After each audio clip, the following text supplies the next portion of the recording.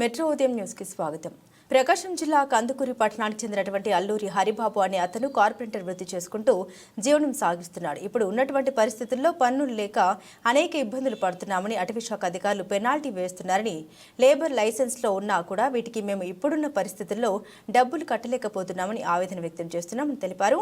నాలాగే ఎంతో మంది కార్పెంటర్లు ఎన్నో ఇబ్బందులు పడుతున్నారని ప్రభుత్వం స్పందించి అన్ని చోట్ల ఇలాంటి కార్పెంటర్ షాపుల మీద ఉన్నటువంటి ఈ సమస్యలను దృష్టిలో ఉంచుకొని అటవీశాఖ అధికారులకు ఉత్తర్వులు ఇవ్వాలని రాష్ట్ర ప్రభుత్వాన్ని వేడుకుంటున్నామని తెలిపారు.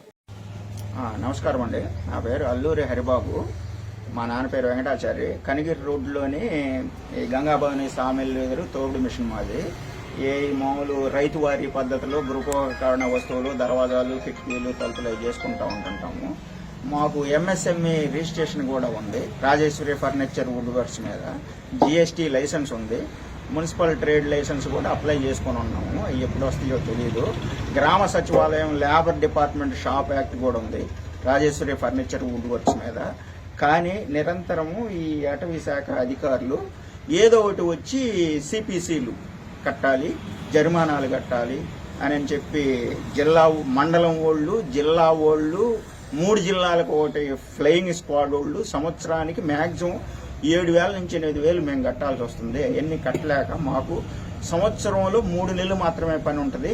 కొరవ నెలలు వర్షాకాలము, ఎండాకాలము, శీతాకాలము, ఈ రైతులు పనిముట్లు పోయేటప్పుడు 3 నెలలు అసలు పనులే ఉండవు, ఊరకు ఉండాలి. బాడిగలు కట్టుకోవటమే మాకు కష్టంగా ఉంటుంది.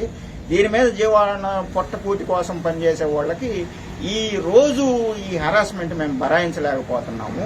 ఏదైనా రాష్ట్ర ప్రభుత్వం కానీ, కేంద్ర ప్రభుత్వం కానీ ఏదైనా మంచి మార్గదర్శకాల్లో జెన్యూన్గా మాకు ఏదన్నా లైసెన్స్ కావాలంటే పెట్టుకోమంటే మేము పెట్టుకోగలుగుతామే.